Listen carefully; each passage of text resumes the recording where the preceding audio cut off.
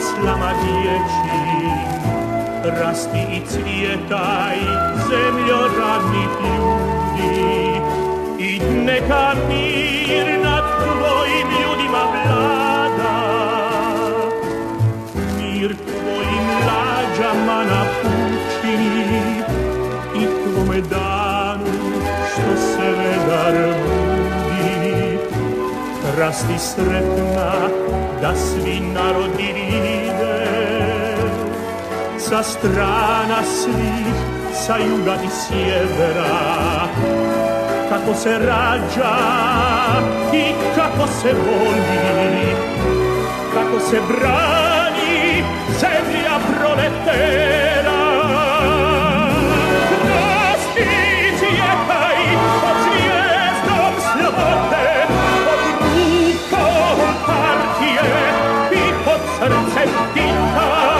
Rasti cvjetaj pod zvijezdom slobode, pod rukom partije i pod srcem tita.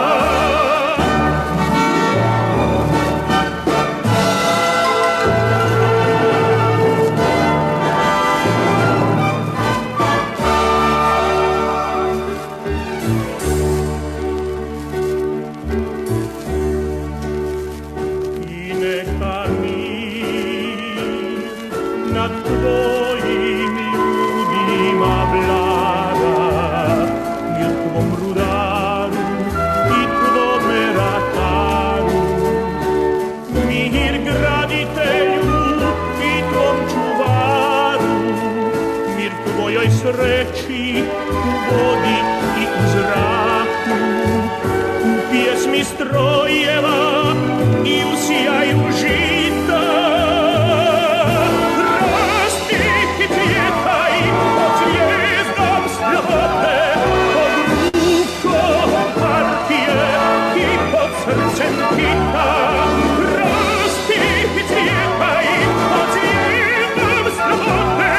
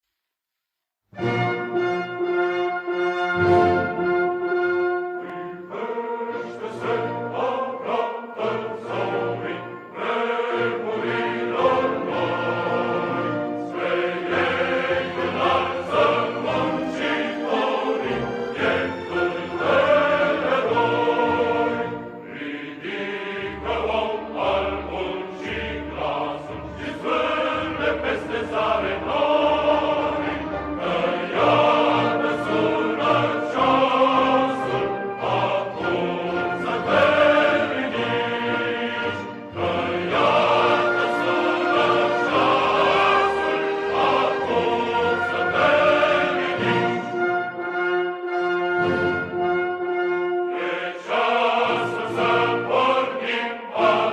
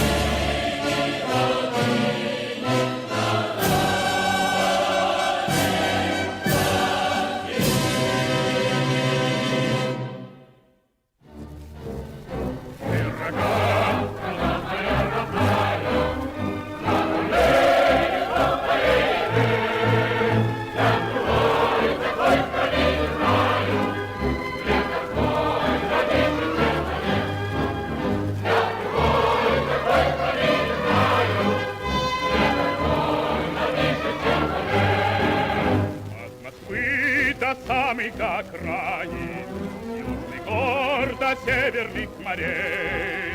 Человек проходит, как хозяин, необъятной родины своей. Тут жизнь невольна и широка, точно Волга полная течет. Молодым везде у нас дорога, старикам везде у нас почет.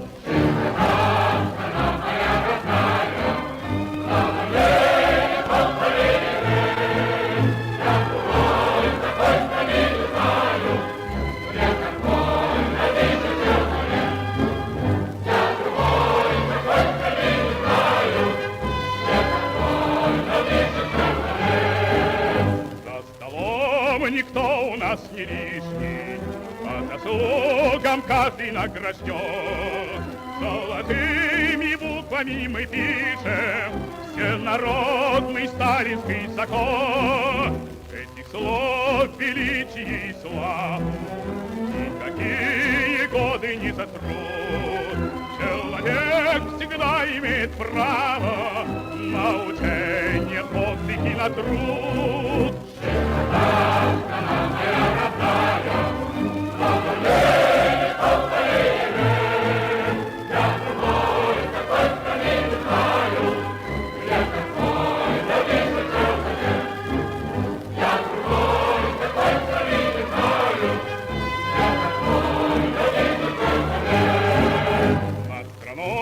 Весенний ветер веет, каждым днем все радостнее жить.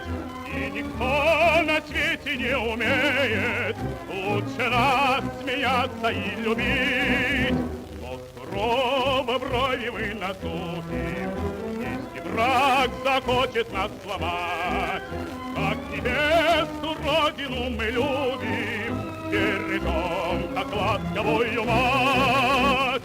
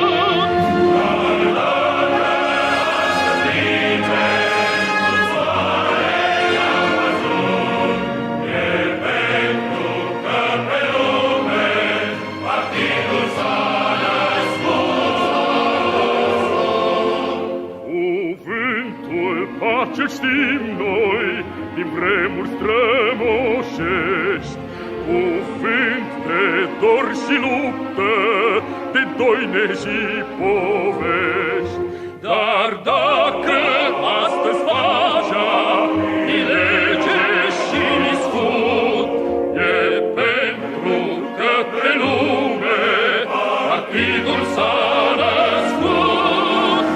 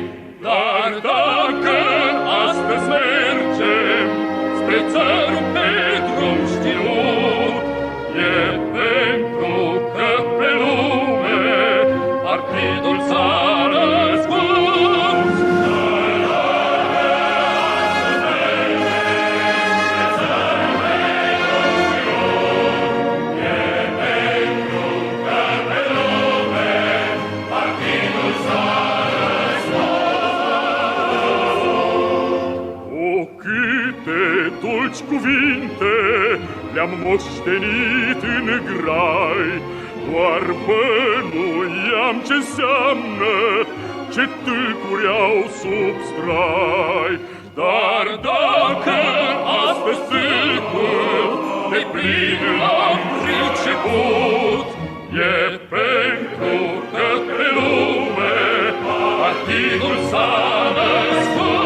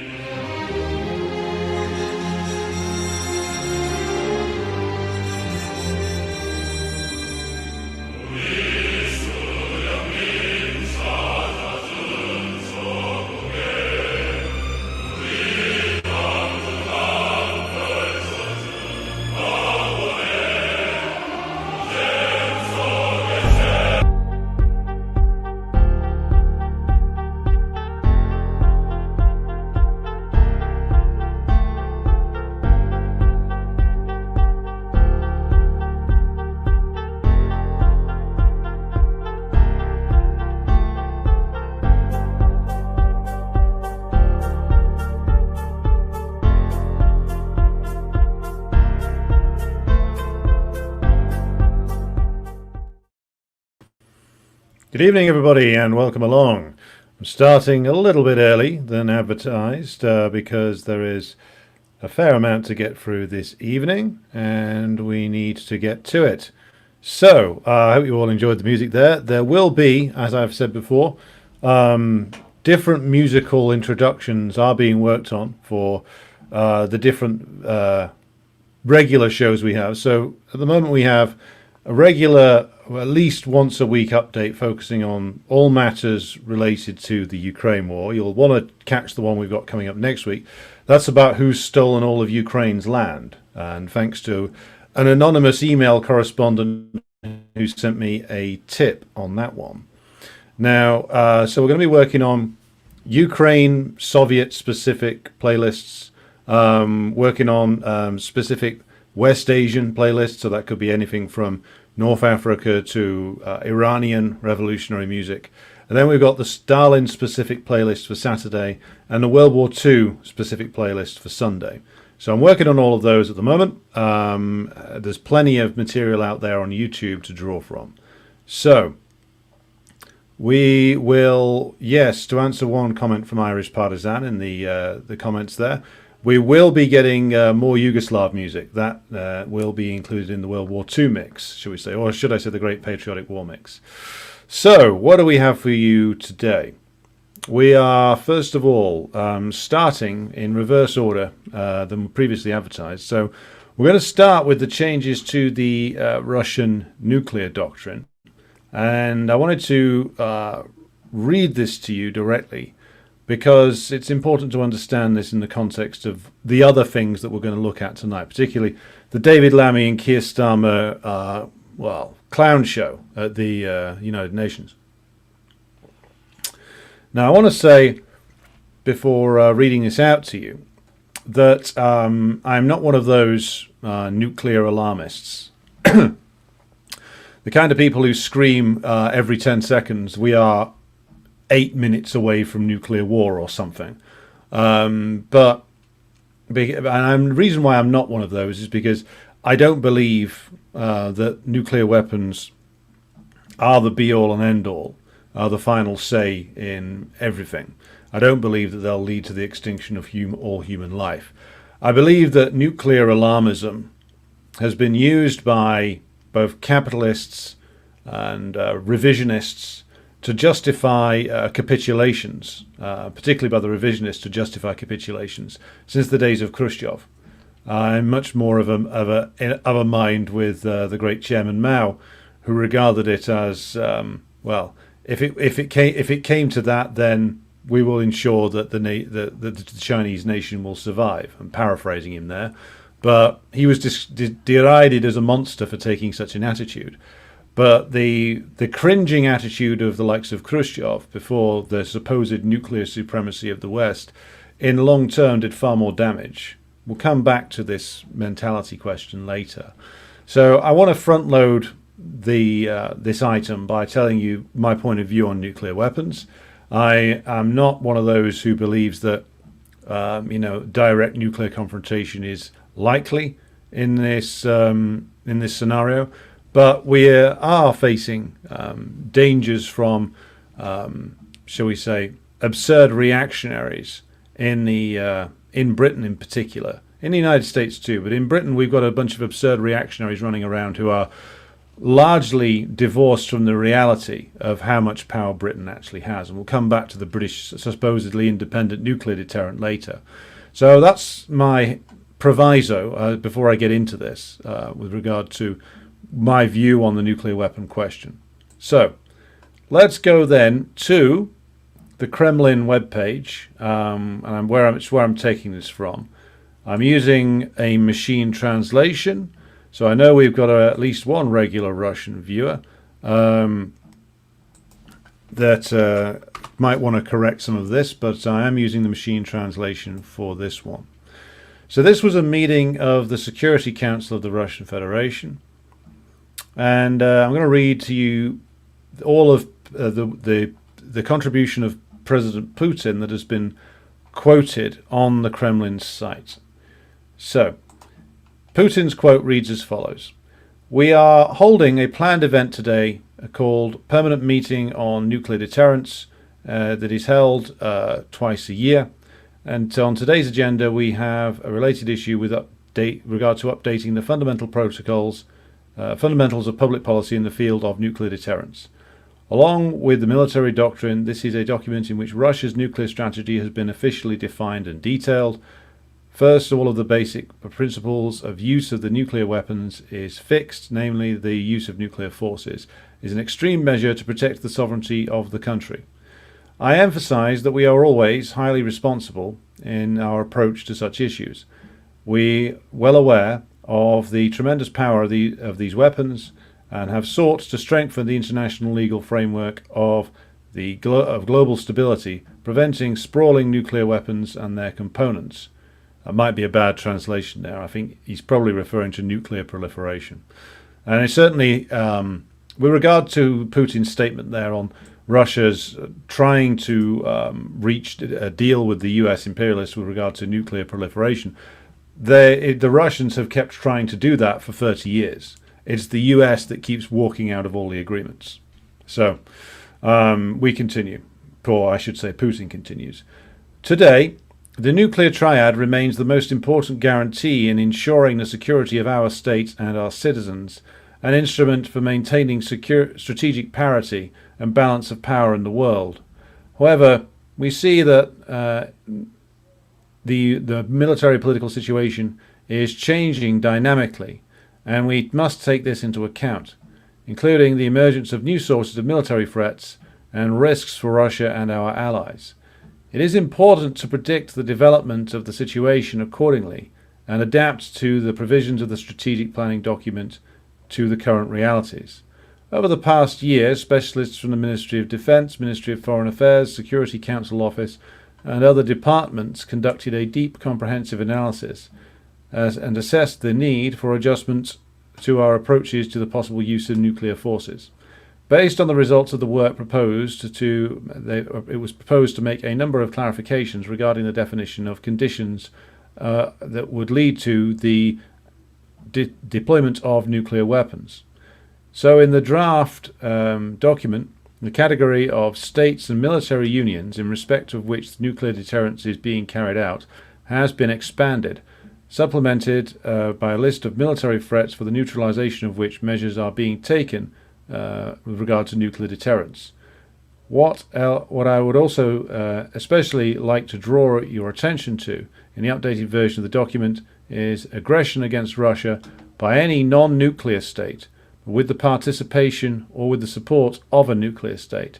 It is proposed to consider as a joint attack by both on the Russian Federation. The conditions for Russia's transition to the use of nuclear weapons are also clearly recorded. We will consider this possibility already at obtaining reliable information about the massive start of an aerospace attack and their intersection of our state borders. I mean strategic and tactical aviation aircraft, cruise missiles, drones, hypersonic and other forms of aircraft. We reserve the right to use nuclear weapons in case of aggression against Russia and Belarus as a member of the Union state. With the Belarusian side, with the President of Belarus, all of these issues have been agreed, including if the enemy using conventional weapons creates a critical threat to our sovereignty. In conclusion, I note that all clarifications are verified and proportionate to modern military threats and risks in relation to the Russian Federation. The rest of the meeting is, of course, classified. So what do we mean by all of this? What is meant by all of this? Now, the important two parts there that have been made public for a very good reason are that which refers to the need that the Russians felt to change their nuclear doctrine in order to classify non-nuclear states attacking the Russian Federation or Belarus or any territory of the Union state, to classify not those as a nuclear threat if they are aligned with, or working for, I should say, a nuclear armed state. Now, who are we referring to here? Who is the Russian government referring to? I would say They are referring, of course, the principal villain in this case being the United States, and being the most obvious candidate. But I would say that it also, and perhaps even more, applies to the perennial schemers in perfidious Albion. That is, the British. Now, point your attention to an agreement that was made a couple of years ago by, I believe it was Liz Truss, if anybody still remembers her, she was signing a joint defence tripartite agreement with Ukraine and Poland, and agreeing that they would all agree to defend each other in the future, not now, but in the future, in the event of an attack. Now, why on earth would the British be signing a tripartite defence agreement with Ukraine and Poland, is the question. And this points to various theories and explanations that have come out over the past couple of years as to where the war is going. Some have asserted, not without justification, that there is a plan afoot in certain areas of the West, certain parts of the West, that if Ukraine, or when Ukraine finally does go down, that it will then be the case that the US imperialists principally will shove another country into the meat grinder. Some have said Romania. I've expressed my doubts about that. Some have said Bulgaria. Some have said Poland. Some have said the Baltic states. Now, given that the Baltic states, the yapping dogs of Baltic reaction, would last about 5 seconds, we can't take that too seriously. But the Poles would be, of course, more substantial. They have, even though they have a withered industrial base these days compared to what they had in their socialist period, they still have a substantial industrial base, more so than the surrounding countries. They have more of a more capable military, even though, of course, it hasn't actually fought any real wars, though, of course, they do have an awful lot of men, up to 10,000 perhaps, who have participated in the war in Ukraine. So they're a slightly more serious proposition. They also have a military tradition that goes back, or can trace its lineage back into the days of the Polish-Lithuanian Commonwealth. I mean, that doesn't necessarily mean they're any good, but they do have a Polish military tradition that dates back quite a long way. Those things does mean something, at least. So Poland, a more serious proposition. So would it be the case then that the Polish reactionaries would agree to be the next on the chopping block after Ukraine? Well, it's a possibility. I doubt it, but it's a possibility. Now, it's certainly a possibility that the British ruling class would be looking at, and that's certainly why they signed that agreement, to be able to mobilize the Poles as the next meat into the grinder, shall we say. Now, therefore, the reason, I think, for the change in nuclear doctrine on that score from the Russian side is precisely to deal with this. It's to deal with the possibility that the Brits, or the US, or both probably, would push Poland or anybody else in the east of Europe into a direct war with the Russian Federation and stand behind them, proclaiming that they had nothing to do with it. That's the most likely outcome if it does go in that direction. And so this doctrine has been updated to reflect that reality, that the British certainly are looking for another stooge army to march off to war for them. Poland might be that, but I have my doubts as to whether even the Polish reactionaries would go that far. Perhaps these people aren't quite as suicidal as we thought, but that is why I think that this has been changed and updated to reflect the fact that it is recognized in certain circles in Russia that though it is unlikely that the Americans would directly dive in to a full-on war with the Russian Federation themselves, it is much more likely that they might try and get another proxy force to do it for them, and then claim they had nothing to do with it, or claim they're only supporting brave Romania, brave Bulgaria, brave Poland.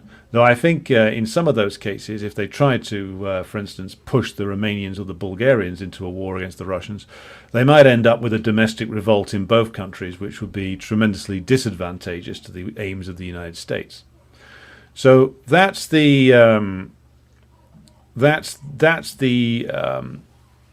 that element of the change. The other element, of course, relates to Belarus, which, of course, has been under negotiation between the two presidents, Putin and Lukashenko, for quite some time. It was over a year ago that the Belarusians were formally included inside the Russian nuclear umbrella. And it was since then they have obviously been working on this upgraded agreement as to the usage of nuclear weapons. And it is indeed, of course, in the letter and spirit of the Union State Treaty, which I've read a translation of, that it is there is a clause, there are various clauses in there related to mutual defence, which can be interpreted as the sharing common armed forces.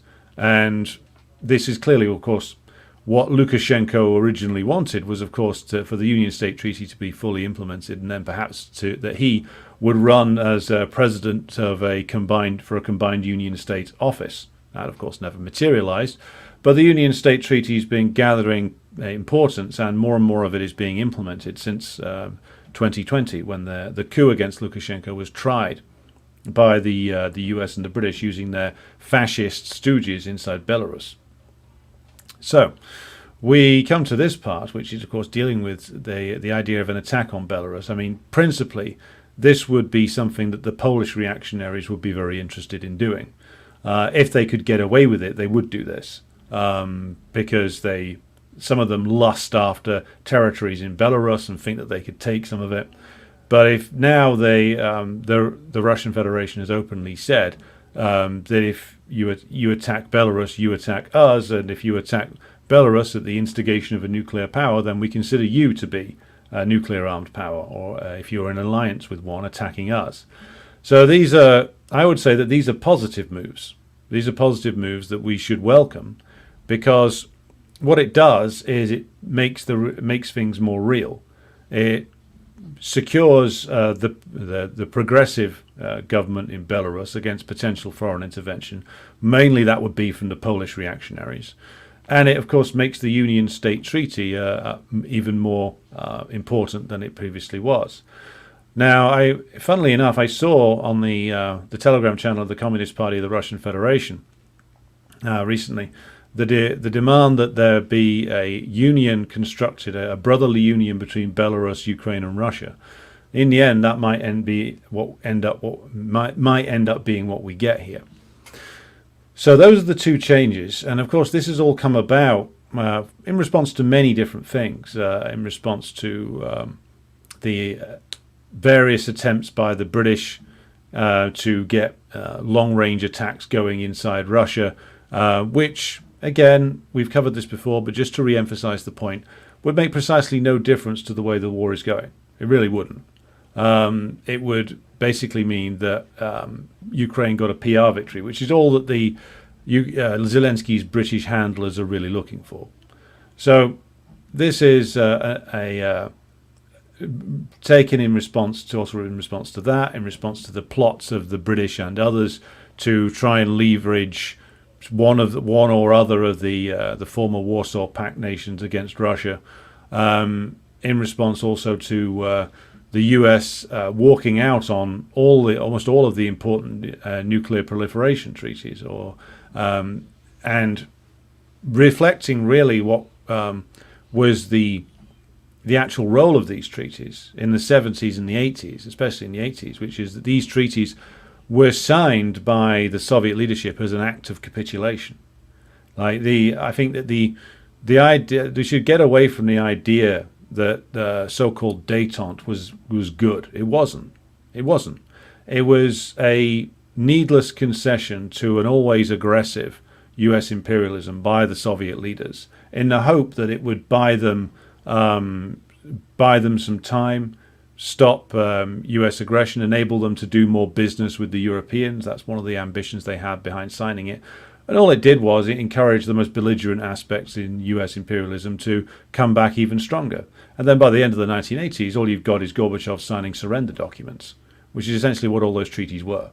So the sort of the liberal pacifist version of so-called security policy, in reality, was only ever about the Soviet leaders offering endless concessions to the US imperialists and getting almost nothing in return, only more hostility, which led to more capitulations. So, I think that this doctrine being updated is positive. It will have an impact inside the corridors of power in Whitehall, even if Keir Starmer will never admit it. He's too busy thinking of those dearly departed sausages in Gaza. But worth paying attention to, worth reading yourself if you want to go on the Kremlin website, read it, be aware of it, and be aware of the fact that if this is reported in the West, it will be reported in a hysterical and irresponsible fashion. And none of the previous provocations that the US and the British have engaged in will ever be reported on the BBC and ITN. That is our sort of foregrounding to this episode. We will now, of course, go over to the clown show at the United Nations. Now, first amongst the clowns, and of course perhaps entirely appropriately, is a certain Mr. Zelensky. Now, I wasn't going to bother showing his speech because why should I? I mean, it's just crap that's written for him by his handlers from London and Washington. But on reflection, I think we should look at it because it is important to see the words that this actor is delivering on behalf of his masters. Because make no mistake about it, nothing that this man does, Zelensky, is his own doing. It is all designed for him by those who pull his strings. And those who pull the strings sit in London and Washington. So this is 12 minutes long. I'll try not to interrupt it too much. And if you feel the need to vomit at any stage, please inform the stewardess who will direct you to the nearest available paper bag. This is a safety announcement on behalf of Marx Engels Lenin Institute Airways. Right, I will put the great man himself on now. So just bear with me a moment. Right, here we go. Are you all ready for this? As somebody once said. No, that's not what I wanted to do. Right. If you can all see that, let's get going. There are subtitles on there. You should be able to see them. Leaders, your excellencies, today I want to tell you about a day that has already passed and a day that's never come.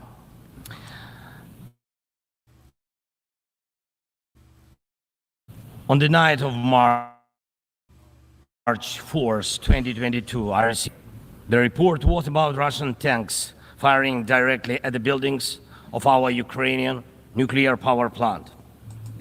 Okay, first lie. We are a few seconds in, and it's the first lie. As you may know, those who have been firing repeatedly on nuclear power plants, it is the NATO. It's not the Russian side; it's the NATO side. They're the ones who've been repeatedly firing at the Zaporozhye nuclear power plant, and the Russians in the early days of the war, or the early days of this phase of the war, I should say, because the war is 10 years old now. There was a brief fight around some of the nuclear power plants, but they weren't firing at the nuclear power stations. Again, that's nonsense, and we'll talk about why he's saying that in just a moment, or why London and Washington wrote those lines for him in just a moment. The Zaporizhzhia nuclear power plant, the largest one in Europe, 6 nuclear reactors. The Russian army stormed this facility just as brutally as any other during this war, without thinking about the consequences. Right, it was taken, as far as I can see, with very little damage to it. The damage that I can see that's been done to the Zaporozhye nuclear power plant has been done by NATO shelling that's been carried out since then. So again, lies and projection all the way through this. Possibly disastrous. This was one of the most horrifying moments of the war, when no one could know how Russian strikes on the nuclear facility would end. Well, let's get into why they are... well, first of all, who built this massive nuclear power plant, Mr. Cocaine Clown? I do believe it was the Soviet Union, because sure as shit wasn't the Ukrainian ruling class, who've built nothing in over 30 years. But who's actually shelling the Zaporozhye nuclear power plant? The answer is it's the Ukrainian forces who keep doing that. Why? Is it because they want to cause some kind of nuclear disaster? Well, no. What they're aiming to do, and this is what Zelensky is projecting here, the aim of the Ukrainian shelling of the Zaporozhye nuclear power plant has always been to try and make the Russians believe that they're going to shell it to the point where it becomes dangerous in terms of the damage done to it, and then they'll force the Russians to withdraw from it. And they need the power plant back because, of course, there's an energy crisis in Ukraine caused by the fact that the Russians have gone after the energy system. So they think, well, if we get that back, then we can, keep the lights on for a bit longer, dependent entirely upon the Soviet infrastructure that they proclaim to hate, as they always have been. But this is just pure projection. This is like all the stuff that they've been doing, which is literal nuclear blackmail. They're now going to accuse the Russians of doing.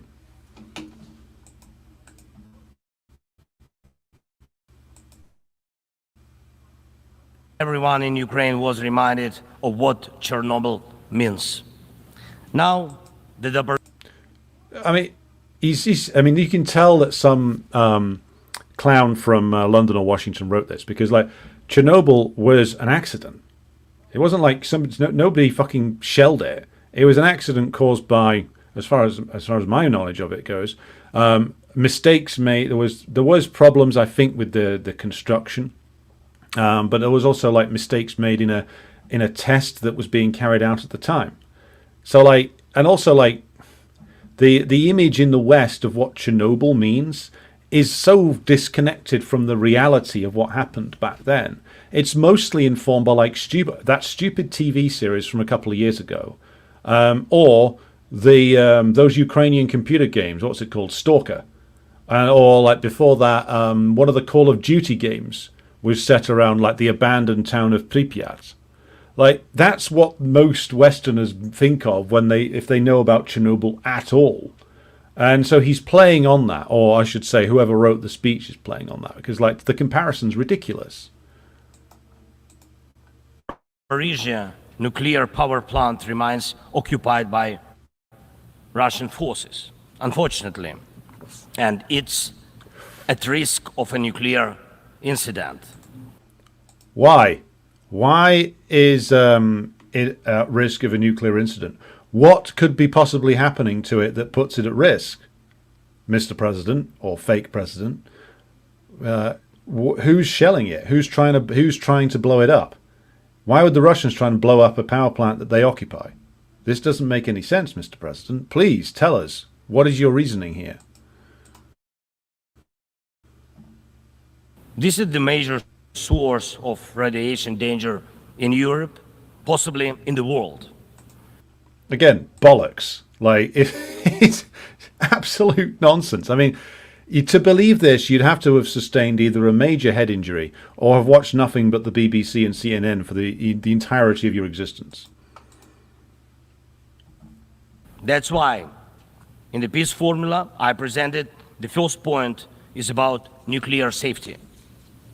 In Ukraine, we know exactly what we are dealing with.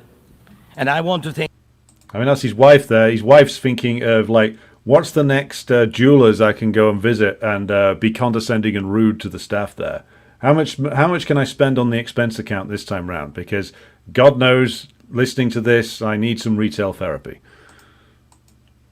Thank you, the General Assembly members, for adopting a resolution in July this year on the safety of nuclear facilities in Ukraine. Most in the world understand what's at stake.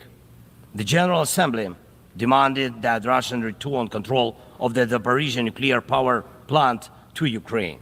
Only then real nuclear security will return to Europe and the world. Right, so this is the tactic they've been using for, it's well over a year now. The Ukrainian forces, at the instigation of NATO, shell the nuclear power plant, then claim it's a risk to all of Europe, and that's why the Russians should withdraw. And the reason for it is, of course, they're desperate to get more power facilities online. So, again, it's ridiculous, what he's saying. The only reason they keep doing this is because they they suspect that they keep thinking that the Russians are going to just capitulate on some or all of these points, which I really don't think that they are. But again, like the blackmailer here, you forget the actor on stage there. Those carrying out the actual blackmail are the US and the British imperialists. This guy is just their errand boy. And now about the day that must... A lot of empty seats there. Have you noticed that? A lot of empty seats. Not many people want to hear from the clown these days. Never come.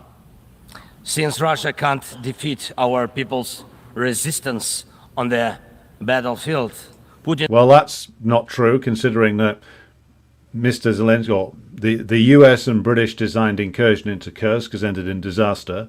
The Vuhledar is apparently falling as we speak. And the casualty level of the Ukrainian army is, well, estimates vary. Very lower end is 125,000, but I doubt that it's that low. Upper end is like plus, what, 400,000, 500,000 plus. Some claim total wounded and killed and wounded and missing in action is over 1 million.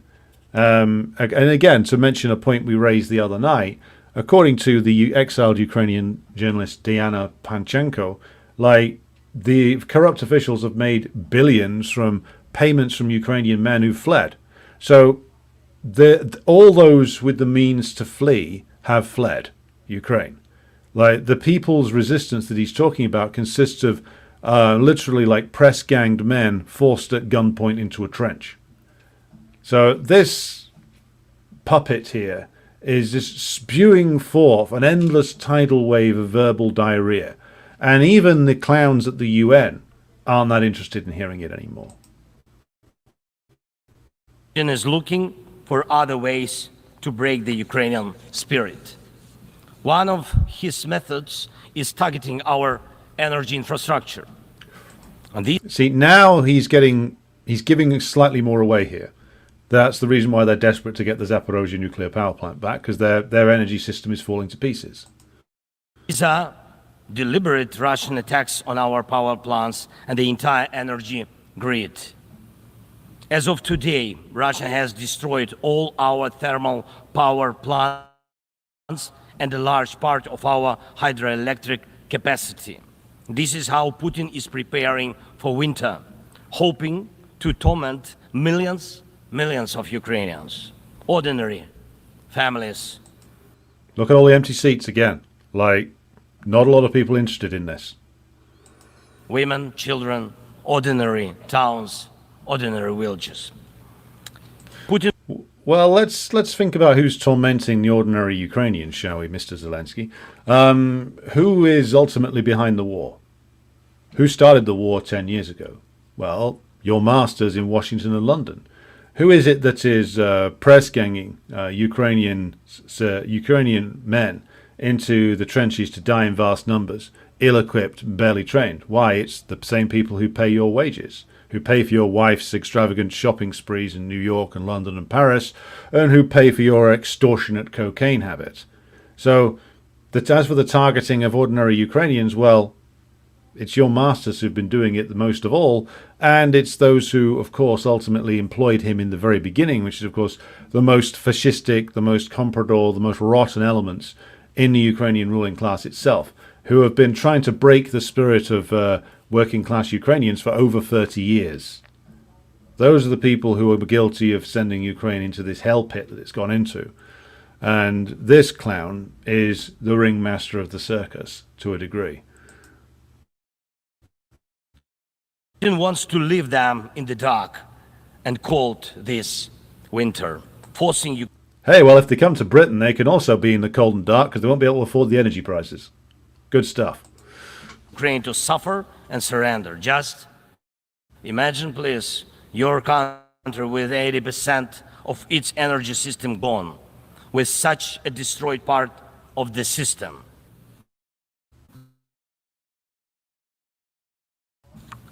What kind of life would that be?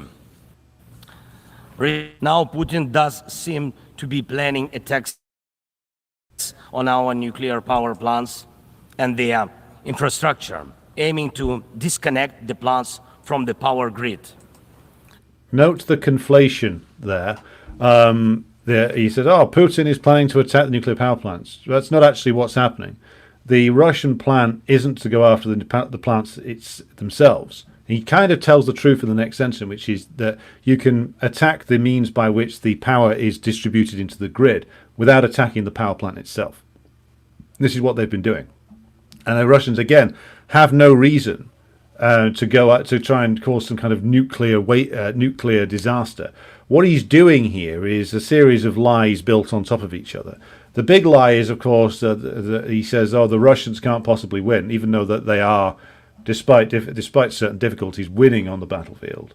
He's saying, of course, that because Putin can't win, this madman will cause a nuclear disaster. When, of course, it is he, or really his masters, who are engaging in nuclear blackmail. So this is, again, like everything he says is a projection and a confession rather than the truth.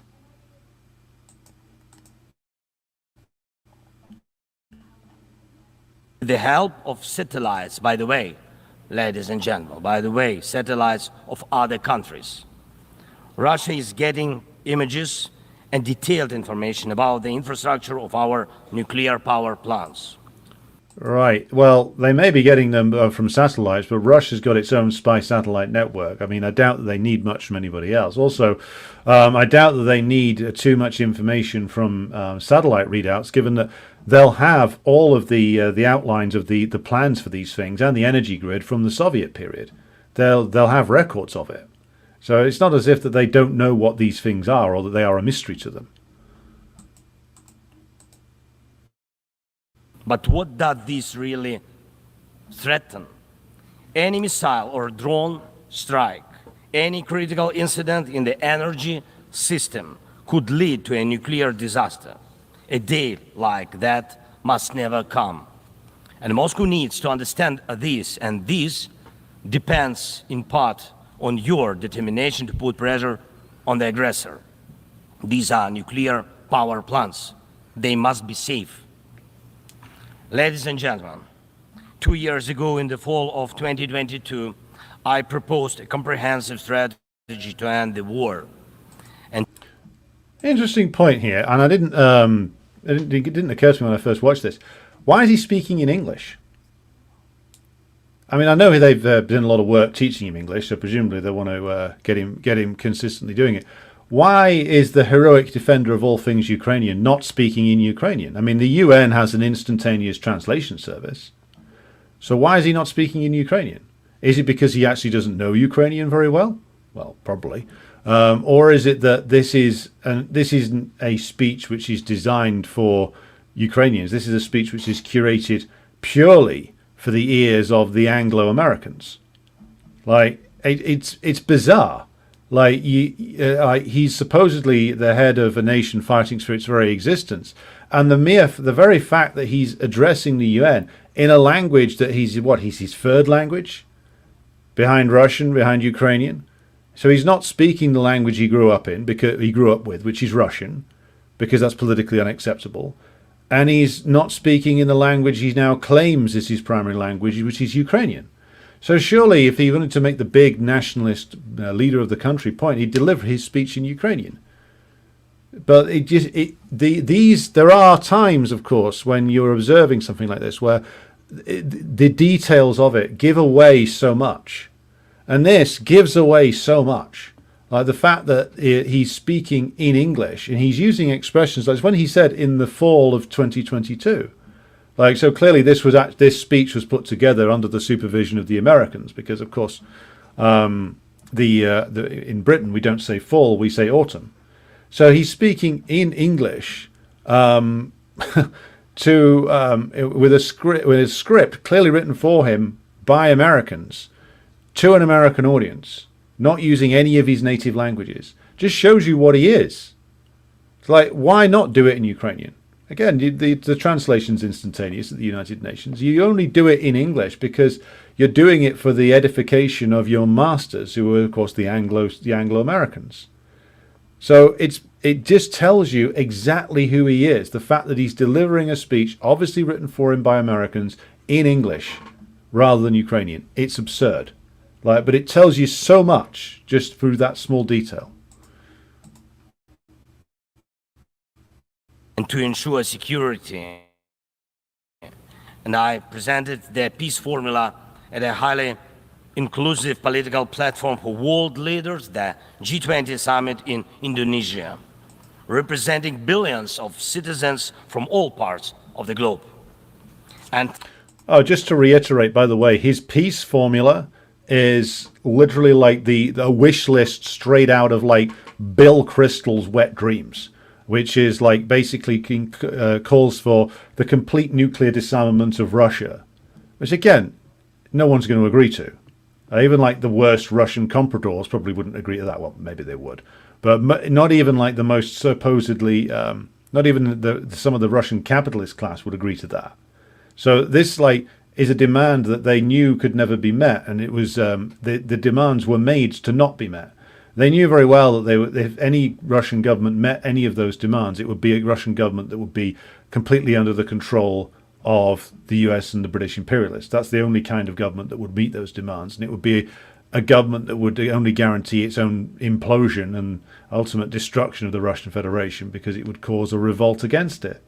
So the peace formula is its opposite. Again, when dealing with the imperialists, you often have to reverse everything. Zelensky's peace formula is not a product of Vladimir Zelensky. It is a product of his masters in the West. They came up with it. And it is not a peace formula. It is a formula that is designed to prolong the war as long as possible, because it is, of course, unacceptable to the Russian government and will remain unacceptable.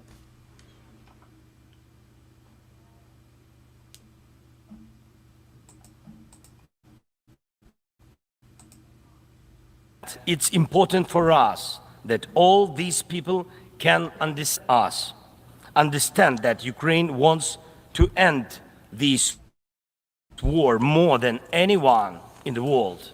Well, ordinary Ukrainians did.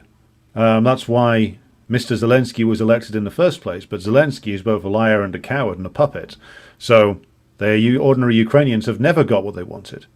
The ordinary Ukrainians voted to stay with the Soviet Union, and then that was ignored by the clique that ultimately destroyed the Soviet Union, including, of course, people like Kravchuk of Ukraine. Ordinary Ukrainians voted in huge numbers for the Ukrainian Communist Party all the way through the 90s, which had elections rigged against it by the Kushma clique. Ordinary Ukrainians voted probably twice for Viktor Yanukovych, only had to have one of those taken away from them in an unprecedented third round of an election, which was again insisted upon by the imperialists and the misguided people that they brought out onto the streets of Ukraine in 2004.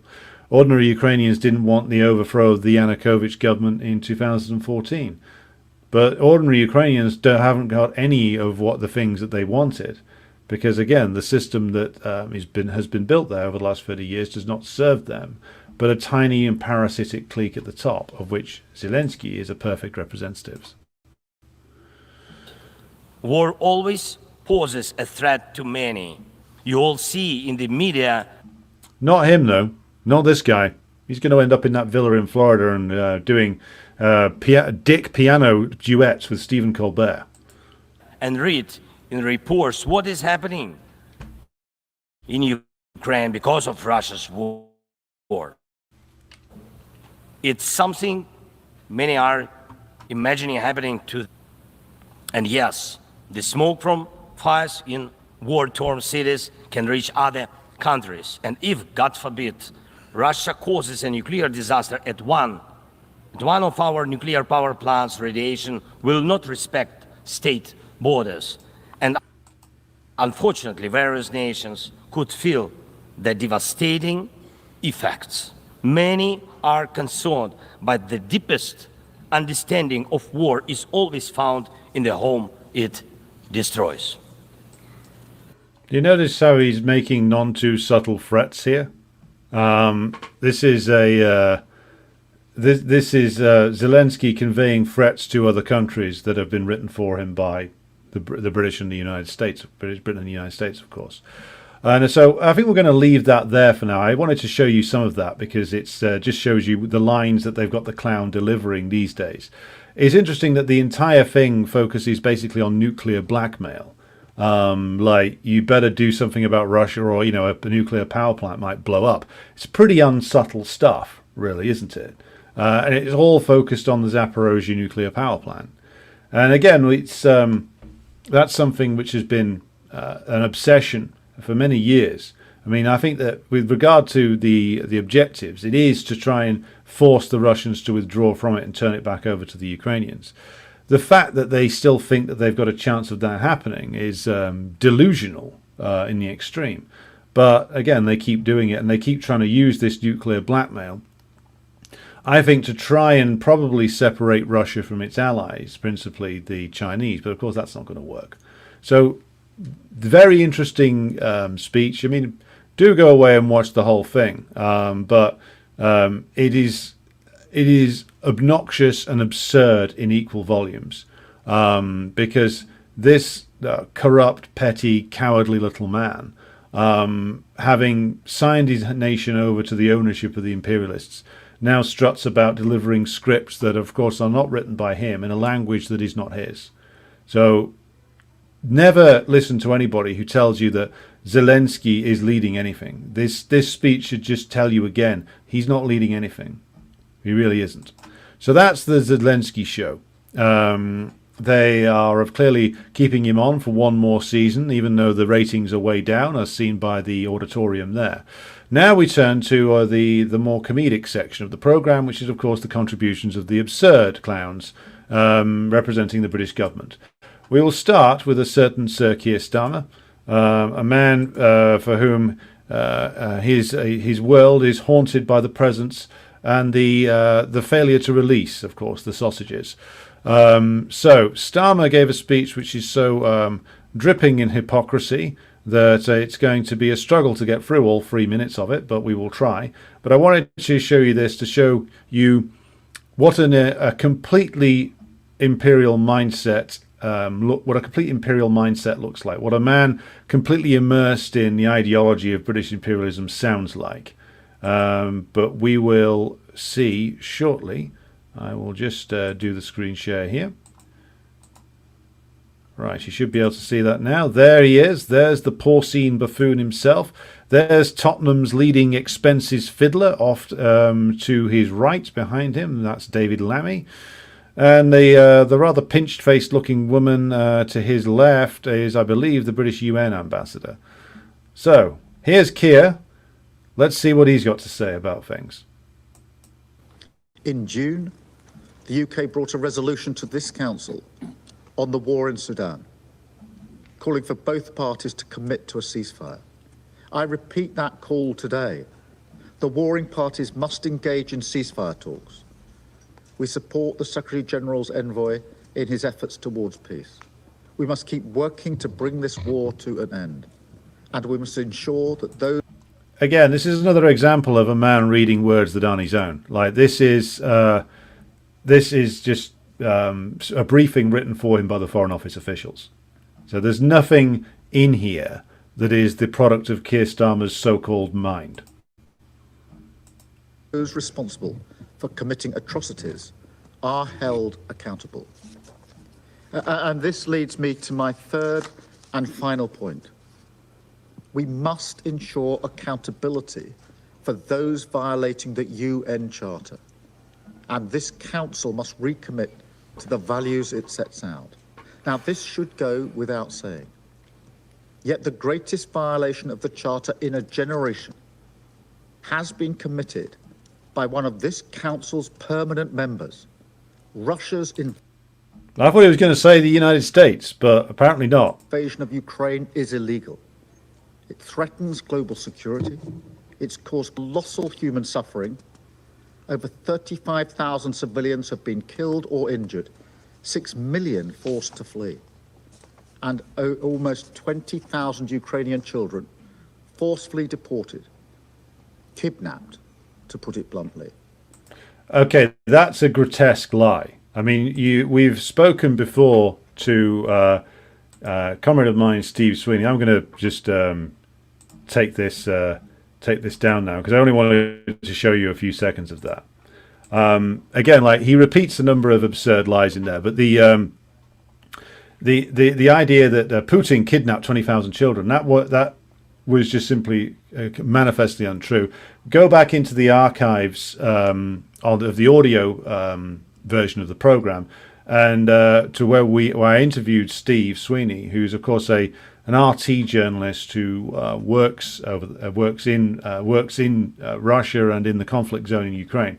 He gave the full story about that, which is basically like Ukrainian refugee children were taken to a summer camp, I believe, like it might have been in Belarus, and then returned to their families. So like this is a gargantuan lie that he's engaging in there. But then again, Keir Starmer's whole life is a lie, so why would this be any different? Now, I mean, but you see what I mean there about a completely what a complete imperialist mindset looks like? See what I mean?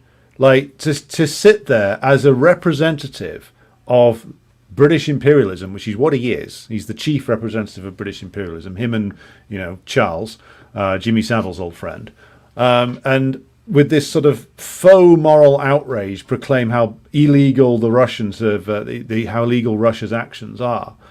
When you, as of course, i.e. the British imperialists, you as the head of their government, are fully aware, of course, that the invasion of Iraq was completely in breach of the UN Charter, and that was less than a generation ago. That was only 20 years ago. A generation is 25 years, I believe. So that was a full-scale, completely unprovoked invasion, a war of aggression from the Britain and the United States against a country that was thousands and thousands of miles away from their borders, which posed no conceivable threat to them whatsoever, which was a massive act of aggression, which led to over 1 million people dying, and which leads to chaos and catastrophe in Iraq to this day.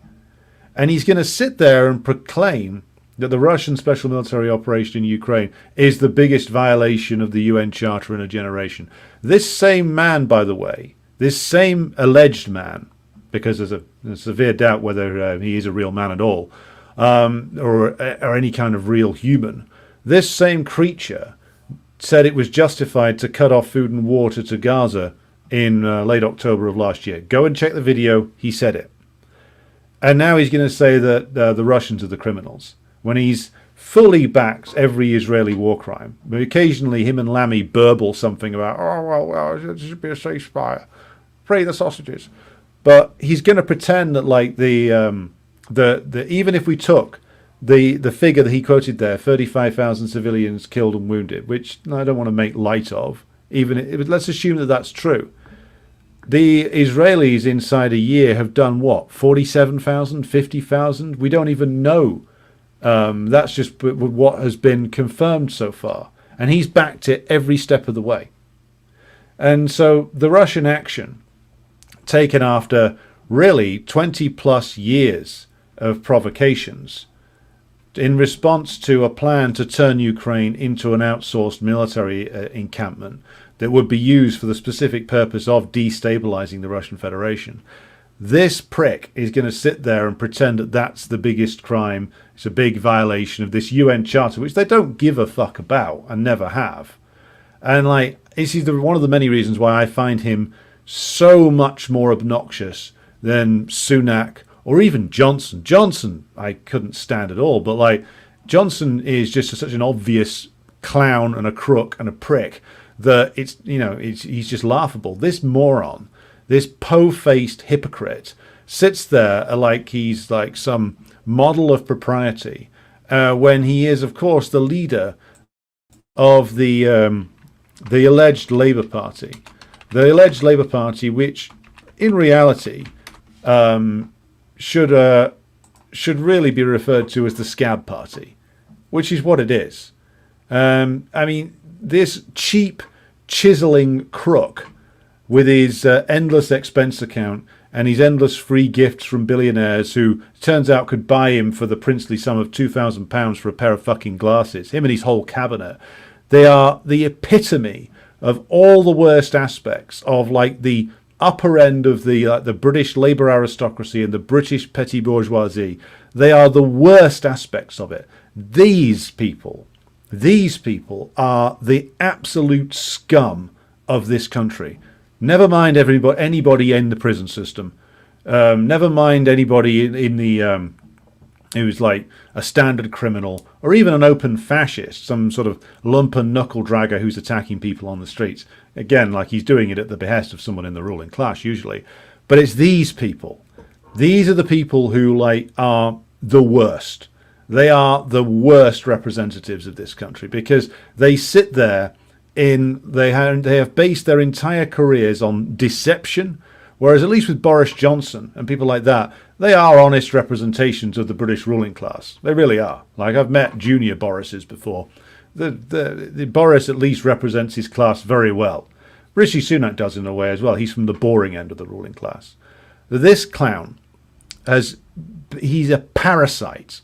He's a parasite of the lowest variety. He's possibly lower even than a banker. He's a lawyer.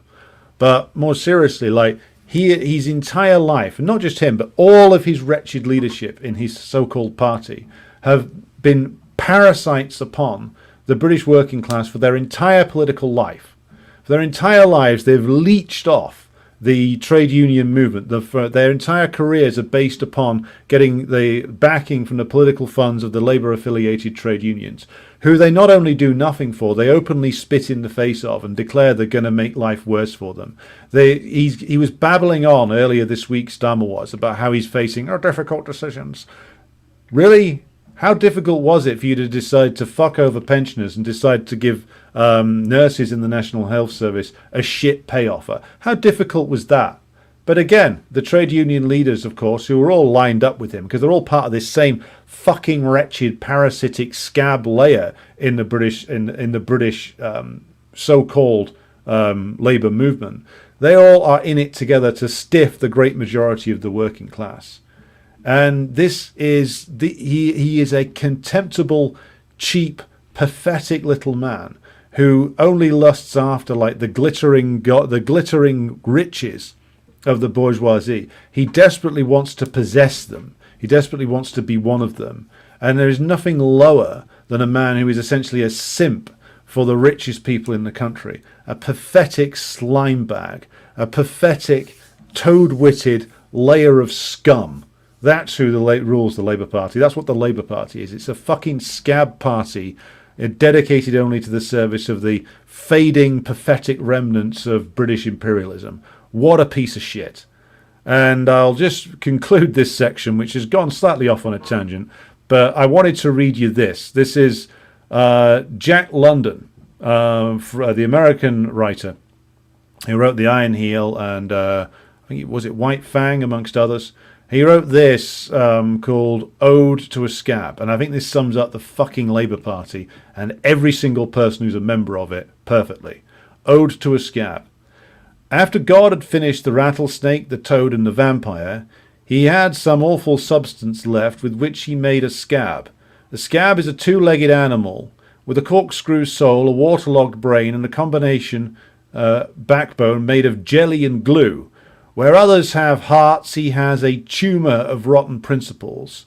When a scab comes down the street, men turn their backs and angels weep in heaven, and the devil shuts the gates of hell to keep him out.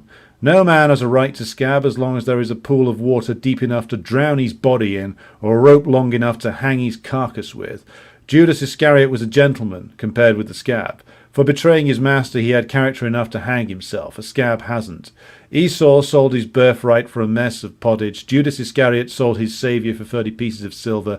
Benedict Arnold sold his country for a promise of a commission in the British Army. The modern strikebreaker sells his birthright, his country, his wife, his children, and his fellow men for an unfulfilled promise from his employer, trust, or corporation. Solidarity wins. So that, to me, sums up Keir Starmer absolutely perfectly. Like a man with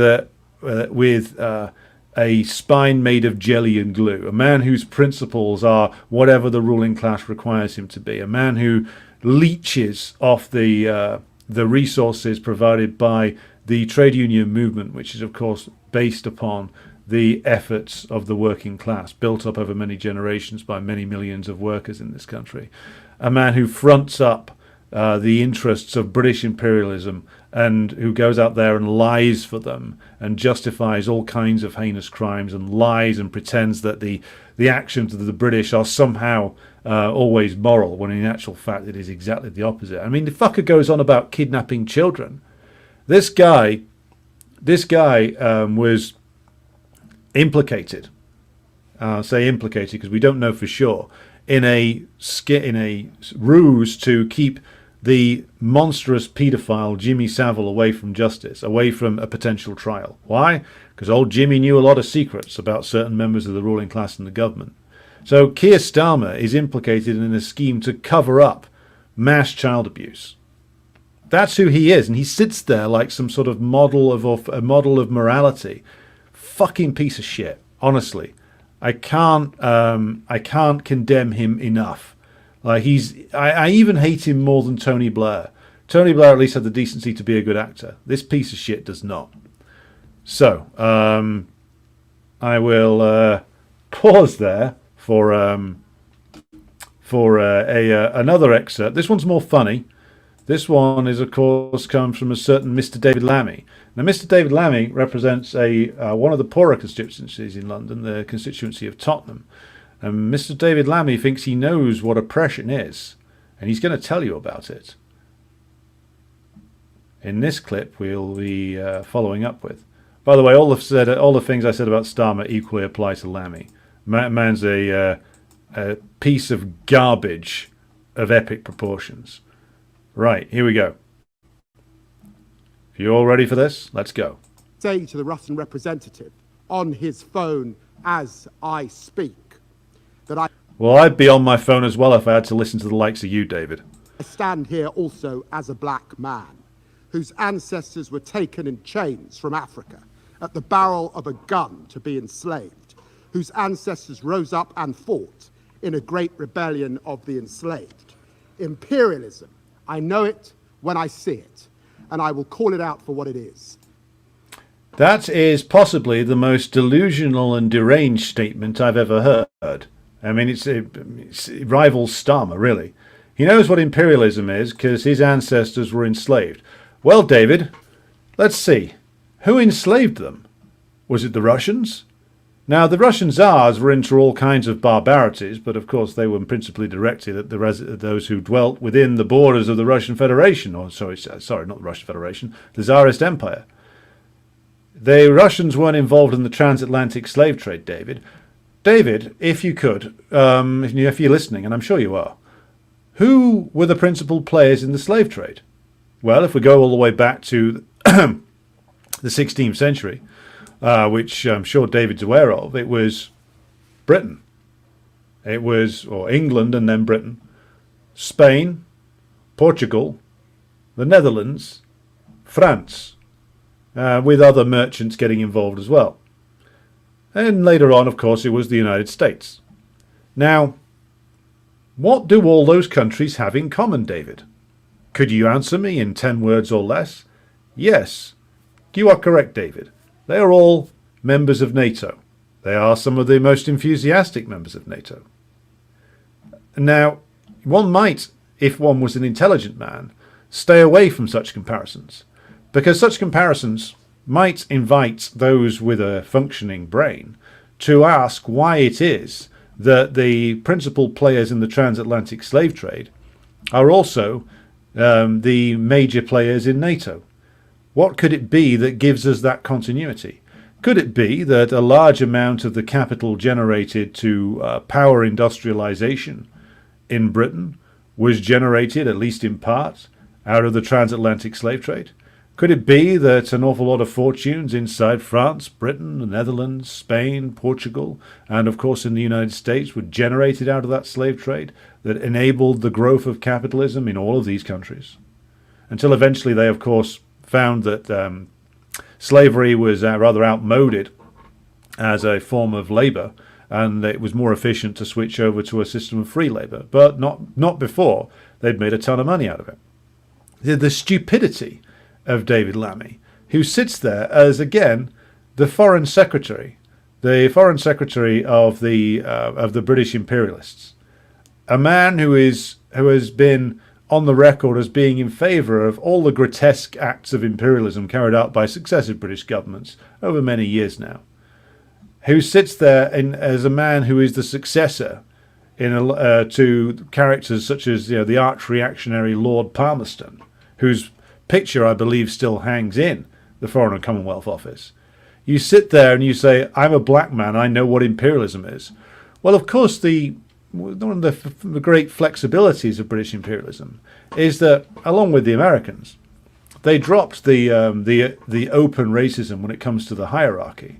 If you're prepared to serve with dedication the cause of imperialism, it doesn't really matter to them anymore whether you're black or white or Asian or Hispanic, or even whether you're gay or straight anymore. If you're prepared to serve imperialism with great dedication, as David does, even with his very limited intelligence, then they'll give you a nice big house, they'll give you an unlimited expense account, and a free holiday at the Bilderberg Group villa every year, which is, of course, what David Lammy's really after.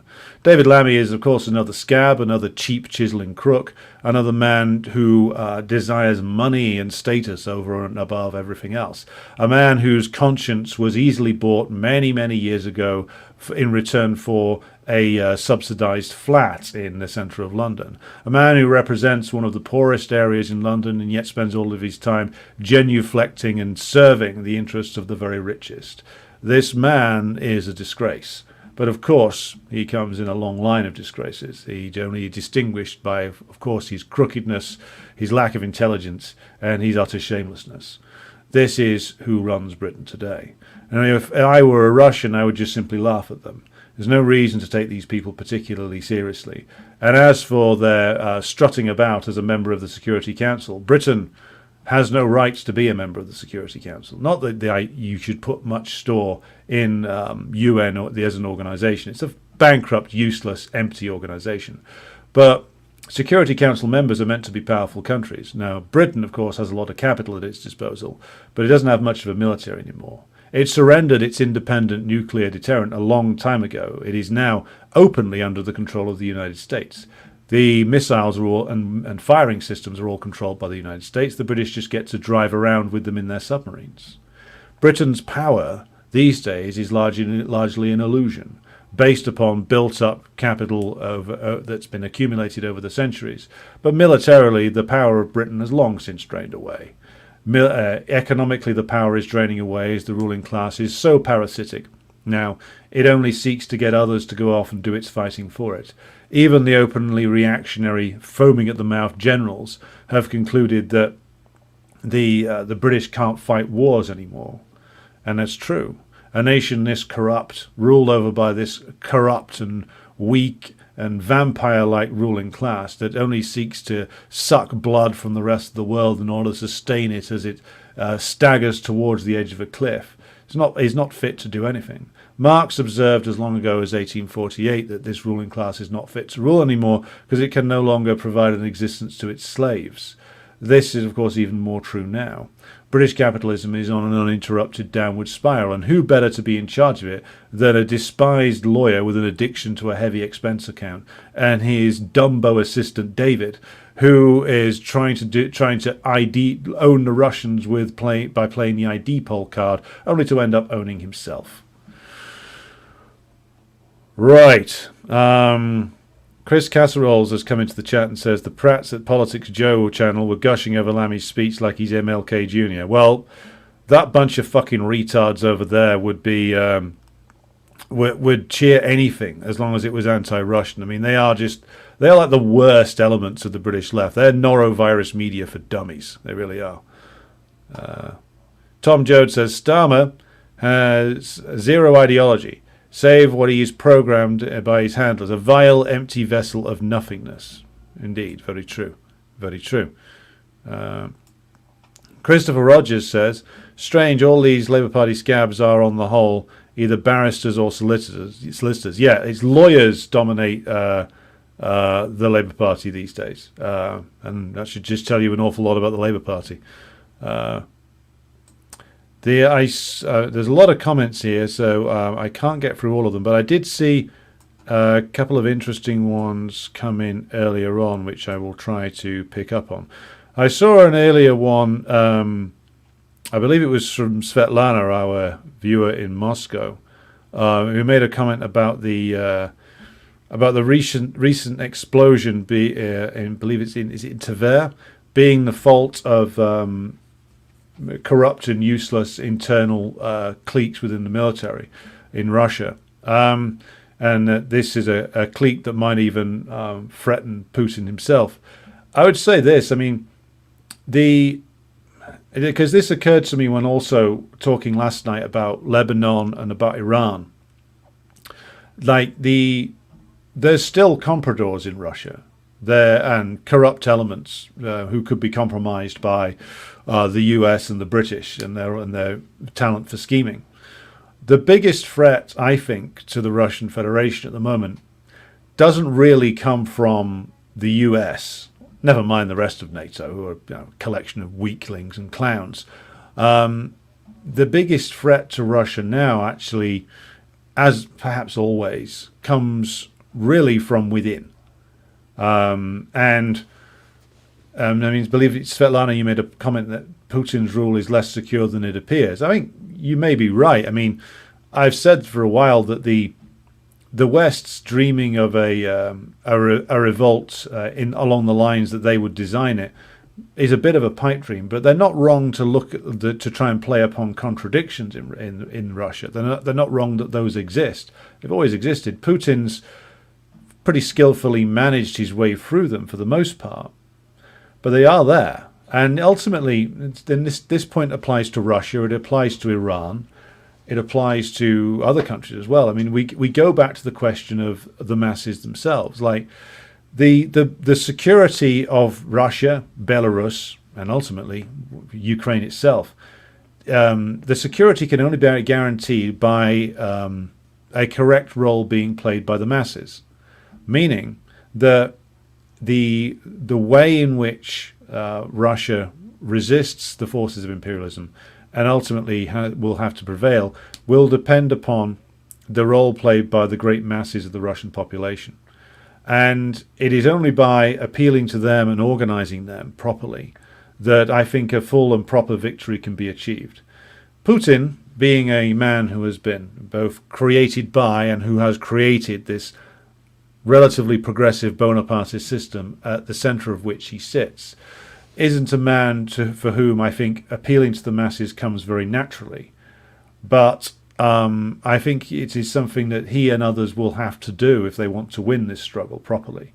Because as long as there remain elements within Russia, and it seems like Putin is moving in what might be his final term as president, to minimize, or should we say, to at least sideline some of the most egregiously corrupt elements in the military. I know that a couple of very high-ranking officials did get arrested and put on trial recently in Russia, but they'll have to go much further, not just in uprooting corruption from the military, but also getting much firmer control over the comprador elements in the Russian capitalist class, who are still there.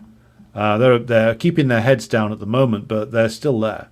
And sometimes their hesitation and the caution of the Russian leadership, I think some of it does come from trying not to provoke some of these people into an out-and-out revolt. Now, this, I think, is a weakness of the Russian system.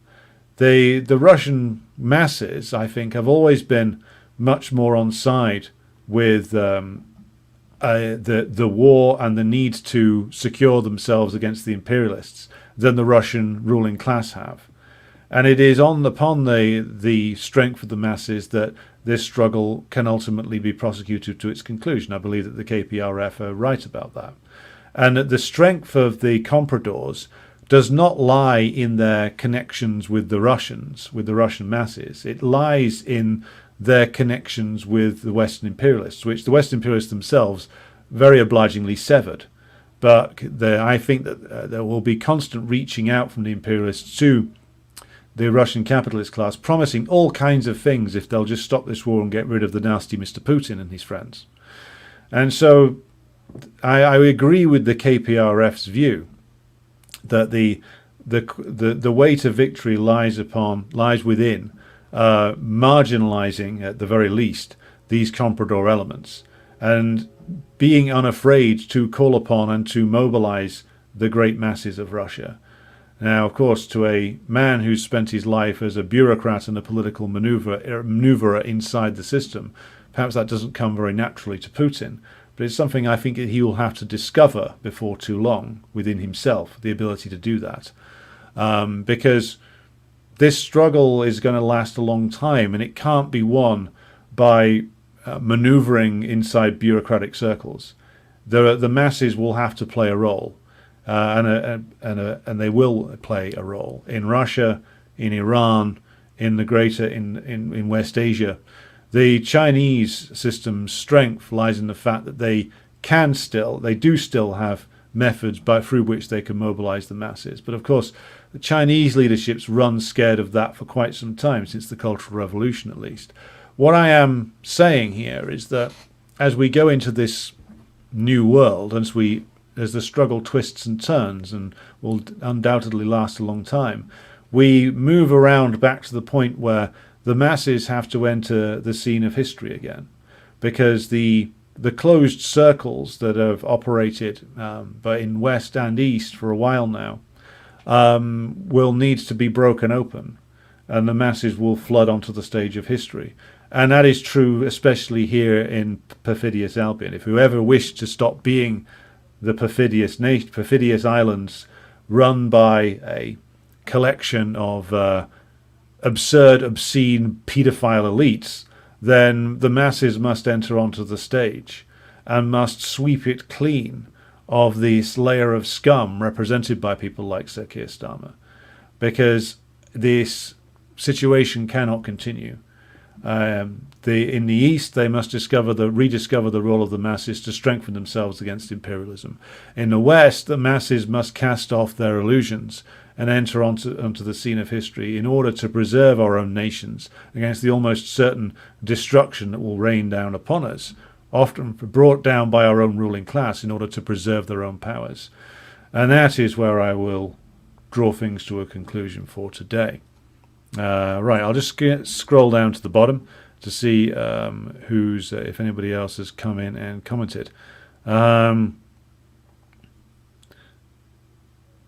Right, okay. Edward says, I believed for a long time in Jimmy Dore's idea of reaching out to the right, but it just quickly devolved into pro-Trump nonsense. I think that, just to comment on that from Edward, this was always framed wrongly. This idea, we've got to reach out to the right. No, that's not the way to put it. What communists have got to do is to not try and reach out to the right wing of the bourgeoisie. That's nonsense. What you've got to do is to organize amongst the masses in an open-minded way and be prepared to deal with the fact that a lot of the working class, the bulk of it in fact, have in their minds all kinds of bourgeois illusions. This isn't new. Think of how many illusions the masses of Russia and the other countries of the Soviet Union had prior to 1917 regarding such things as the role of the Tsar and other things that they've been propagandized into believing for generations. So, again, this was always the wrong way of framing it. The idea, we have to reach out to the right. No, you have to secure the unity of the working class. And you don't do that by turning up, delivering lectures and fucking off again.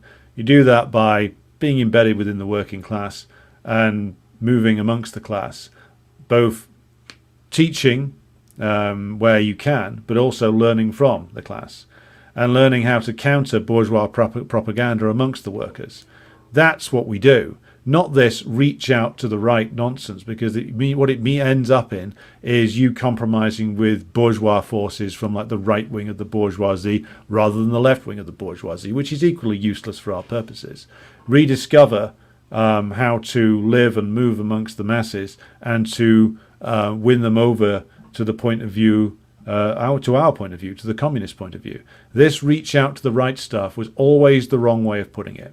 It was always the wrong way of analysing the situation, because suddenly you're not analysing the situation in regard to our current dilemmas with regard to like this situation facing the working class anymore. You're trying to work out how to angle an approach to a bourgeois political force. It was always the wrong way to put it. Right. I am going to draw things to a close for this evening. As I said previously, because we got a lot of comments in here tonight, and thank you to everybody who's contributed, I don't have time to go through all of them at this stage. If you have a question that I haven't addressed, or a point that you want to raise, or information that you want me to look further into, email me at the usual address. Follow us on Telegram, follow on Twitter, subscribe to the website, all the usual ways you can keep up with us.